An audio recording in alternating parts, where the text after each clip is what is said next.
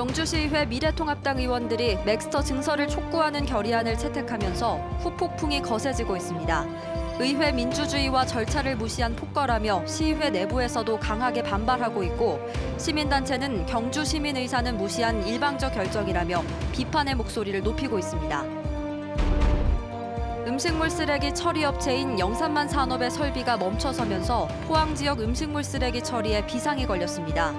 포항시는 외지 신규 위탁 업체를 투입해 문제 해결에 나섰지만 상당 기간 시민들의 불편이 우려됩니다.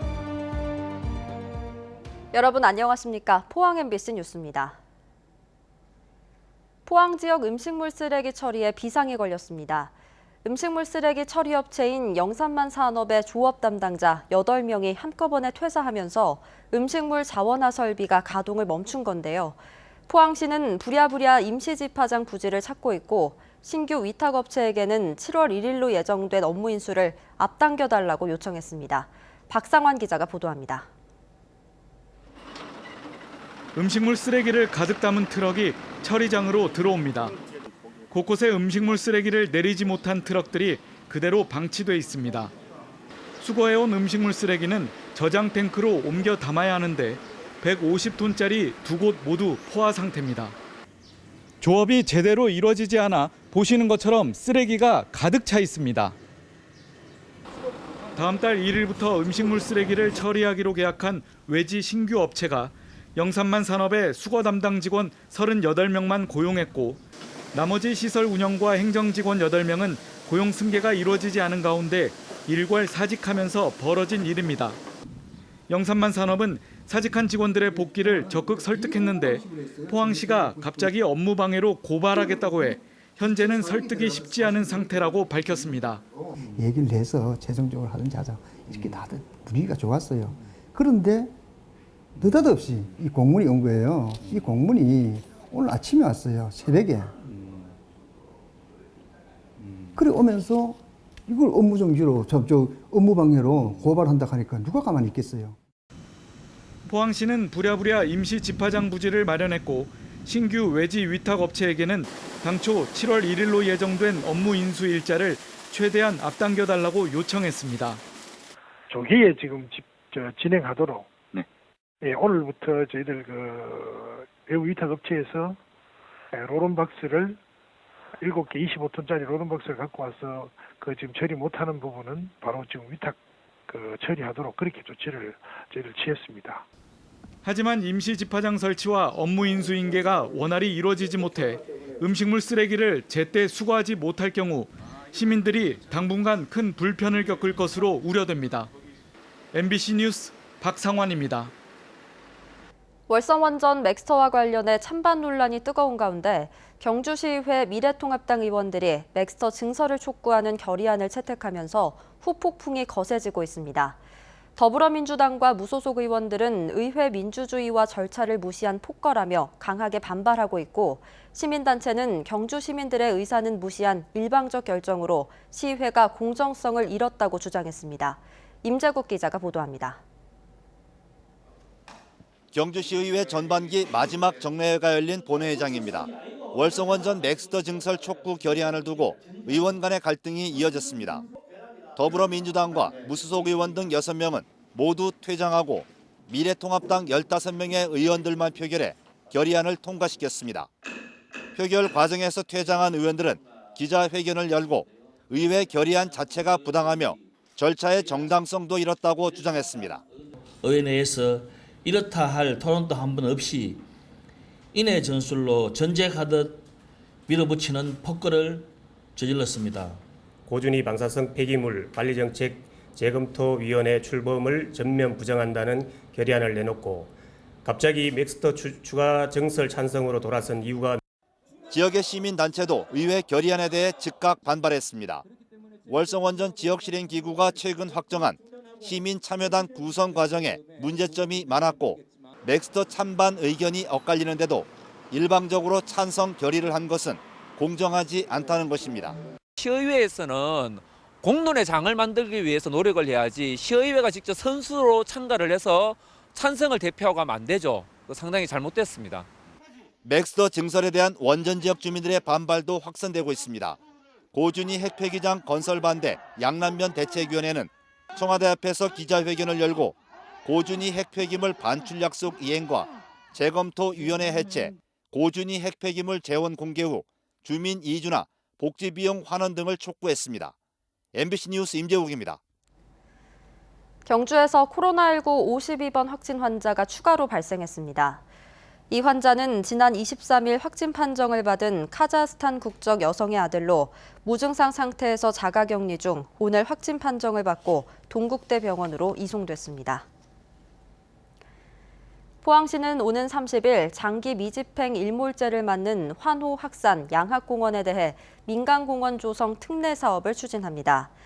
포항시는 2016년 민간공원 조성사업 제안 공모 이후 각종 위원회 심의와 환경영향평가 등을 완료했습니다. 민간공원 조성사업은 2조 3천억 원 규모로 환호공원은 세계식물원, 학산공원은 청년창조물 및 너른마당, 양학공원은 복합체육센터 등을 갖춘 공원으로 조성됩니다. 송경창 포항시 부시장은 시의회 답변을 통해 동빈대교를 포함한 포항국지도 20호선 사업이 다음 달 착공될 것으로 예상했습니다. 송 부시장은 포항국지도 20호선 사업은 조달청이 설계 내역 적정성 검토를 거쳐 7월쯤 착공해 2025년에 완공될 계획이라고 밝혔습니다. 또한 주민들의 반발로 3년째 지연되고 있는 동빈대교는 662억 원을 투입해 송도와 항구동을 잇는 사장교 형식으로 경상북도에서 포스코 건설과 일괄 입찰 방식으로 추진 중이라고 밝혔습니다. 오늘은 한국전쟁 70주년을 맞는 날인데요. 경북 동해안에서는 당시 수많은 민간인이 보도연맹으로 몰려 경찰과 군인에 의해 무참히 희생됐습니다. 유가족들의 억울하고 안타까운 이야기를 박성아 기자가 들어봤습니다.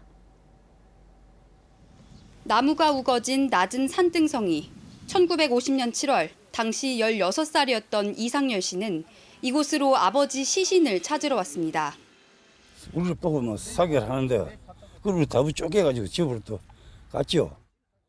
총격에 쫓겨 도망갔다 3일 뒤 다시 찾은 산골짜기. 손이 묶인 채 살해당한 시신들 속에서 아버지를 겨우 찾아냈습니다. 부대에 파나는데 피는 계략이 되고 신체는 먹어가지고 막 부패돼가지고 거만이 돼 있고 그 이야기 하지 마세요. 70년 지나는데 생생하거든. 마을 주민들이 갇혀 있던 소금 창고로 간 아버지의 마지막 모습은 아직도 눈에 선합니다. 내가 약을 지어주고 아버지도 또 다부 돌아서가지고 그 소금 창고로 다 갔단 말이야. 그게 아버님 보신 거 마지막이에요? 마지막이야. 이곳은 당시 영덕에서 가장 많은 민간인이 희생된 곳입니다.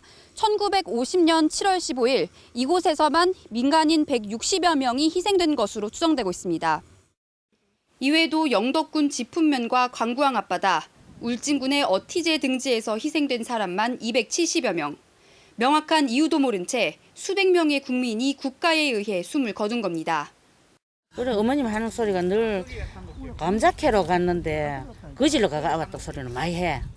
그때 당시는 뭐 보달명도 뭐 그런 것도 했고 돌아가시고 이제 그 이유를 삼았대. 개라도 있으면 죽으시면 문제가 틀리는데 아무 죄도 없는데 죽어다가 죽여버려. 억자에 팍 물어주잖아. 지난 5월 제20대 국회를 통과한 과거사법 개정안. 유가족들은 이제라도 억울한 죽음의 진실이 규명돼 위령비라도 세워지길 바라고 있습니다. 약 한 100명만 지금 소통이 되고 연락이 되는데 나머지 200명은 소통이 안 돼서 저희들이 기다리고 있습니다. 70년이 지나도 잊히지 않는 그날의 기억. 진실과 화해를 위한 모두의 노력이 필요합니다. MBC 뉴스 박성아입니다. 미래통합당 김석기 의원은 사용 후 해결료에 대해 지역자원 시설세를 부과하는 지방세법 개정안을 대표 발의해 법안 통과 여부에 관심이 모아지고 있습니다. 개정안에는 한수원이 5개 원전 지역에 저장 중인 사용 후 해결료에 대해 지역자원 시설세를 납부하는 내용을 담고 있으며 5개 지자체의 신규 세입도 2천억 원 규모로 예상했습니다. 경주시는 시청 일대 주차난 해소를 위해 보건소 인근에 공영 주차장을 운영합니다. 동천 공영주차장은 지상 3층 규모로 280대를 수용할 수 있는 유료 주차장으로 시청과 동천동 일대 만성적인 주차난 해소에 도움이 될 것으로 기대됩니다. 포항 남부경찰서 소속 40대 A경위가 지난 23일 밤 11시쯤 경주시 황성동에서 음주운전 중 마주오던 차량과 충돌해 상대 운전자가 다치는 사고가 발생했습니다.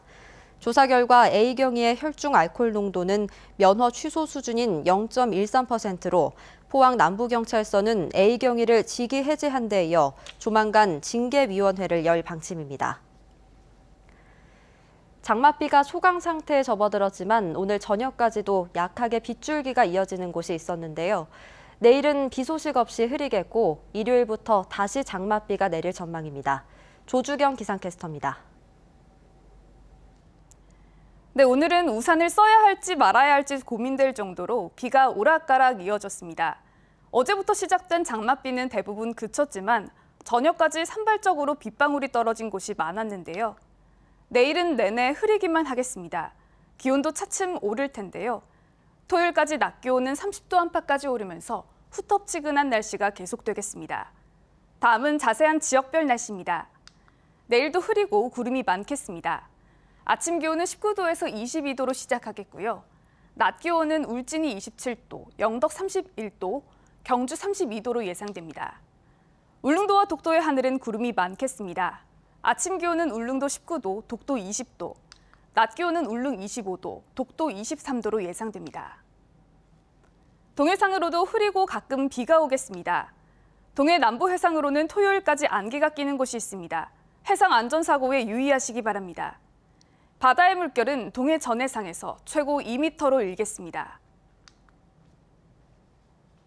정체전선은 남해로 물러났다가 일요일에 다시 북상하면서 비를 뿌리겠습니다. 비는 다음 주 초반까지 길게 이어지겠고 비가 오더라도 한낮 기온은 30도 안팎까지 올라 다소 덥게 느껴지겠습니다. 날씨였습니다. 경주 아이쿱 생협의 인문독서 아카데미가 문화체육관광부와 한국출판문화산업진흥원 공모사업에 선정돼 1,000여만 원의 사업비를 지원받았습니다. 경주 아이쿱 생협의 인문독서 아카데미는 이번 달 판타지 속 고전, 슈퍼히어로와 몬스터를 시작으로 오는 10월까지 인문학 강의를 진행합니다.